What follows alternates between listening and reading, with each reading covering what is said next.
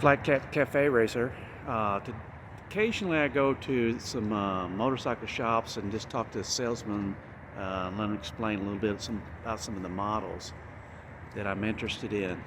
And if you have any questions or any comments of models you'd like for me to look at, let me know in the comments section. Today I'm at the Indian shop in Boise, Idaho. Meerkat. I'm here at Boise Indian, and I'm talking to Hunter. Hunter's going to explain a little bit about these FTRs because I don't know anything about them. Right on. So the FTR is a really unique bike for the Indian brand. Indian obviously is known for their cruiser bikes and the Scout as well. This bike is what's considered a naked sport bike. It is in the heavyweight segment, so it does have the larger displacement engine. I do love this bike because it reminds me of one of my favorite bikes, which is the Ducati Monster. This bike utilizes a trellis frame, which is very similar to that bike. A liquid-cooled V-twin, very similar to that bike. And the 2022 updates are great because it makes it a better street bike. Previous generations ran a 19-inch front wheel.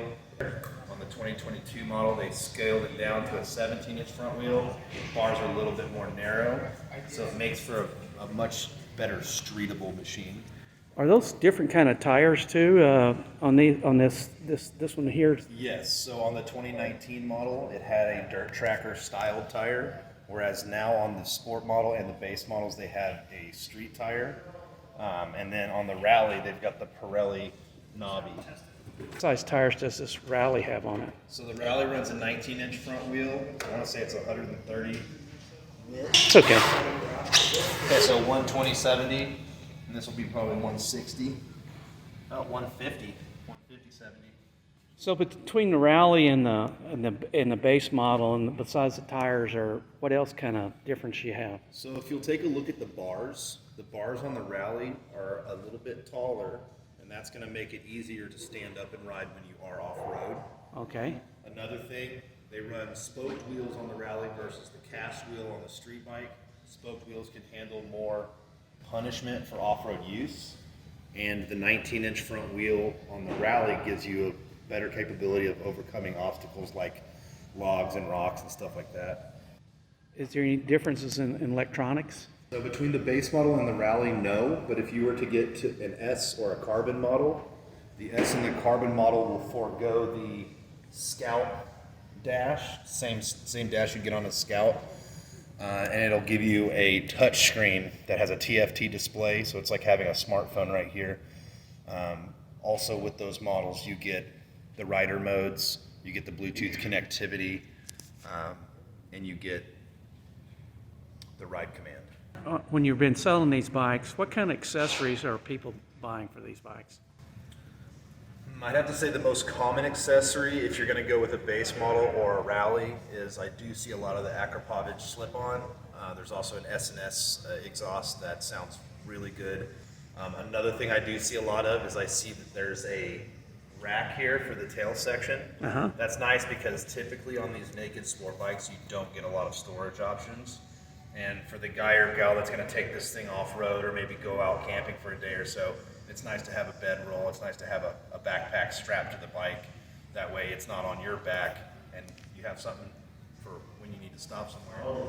For the cruisers, but they do offer different seats for the FTR. A huge one that I've also seen, this just came to mind, is I see a lot of people deleting this. This is pretty heavy duty. I mean, this is steel tubular. This is not plastic. That's pretty hardcore, and a lot of riders don't like having that mud flap down there. I think it looks cool, but you know everybody's different. So I see this gone, and they add a license plate tail tighty here. What kind of demographics, or do you see any difference in demographics between that side and this side?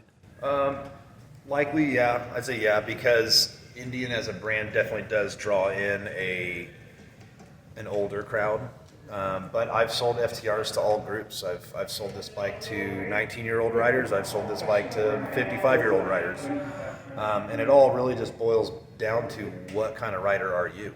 Because, yeah, there's gray-haired, long-haired dudes that are out there on CBR 1000s doing track days.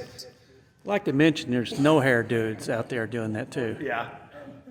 It all just boils down to who you are as a rider, and that's kind of what makes this industry so cool. Is what do you like to ride? I'd like to see one of these out at the drag strip sometime because I think it'd do pretty well, actually. I don't see any reason why not. They're about, a little over 100 horsepower? 120 is what they're rated. Whoa, that's pretty good. Most manufacturers rate it from the crank. So when you get it on the ground, it's probably going to perform like a 600cc inline four with a lot more torque.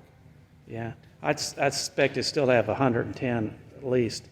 I would imagine so. So 110, and these bikes typically don't weigh what? Do they weigh 500 pounds?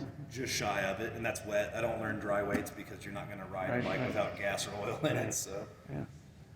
So folks, the FTRs, to me, is one of the most interesting of the Indian models, and you ought to get yourself down here to Boise Triumph and talk to Hunter. Yeah. I wanted to thank Hunter and Boise of Indian for letting me come in here. If somebody wants to buy a bike, Hunter, they should come see you. And oh, well, they could come in, check out all the inventory we've got. We're open to test rides. As long as you have your endorsement, you are willing to wear a helmet. We're more than happy to put you out on these bikes. It makes our job of selling it a lot easier once you take it for a spin. if there are any brands or models you want me to go visit, let me know in the comments section. Thank you. Join me and my friends at Flat Cap Cafe Racer for riding and racing. Please subscribe.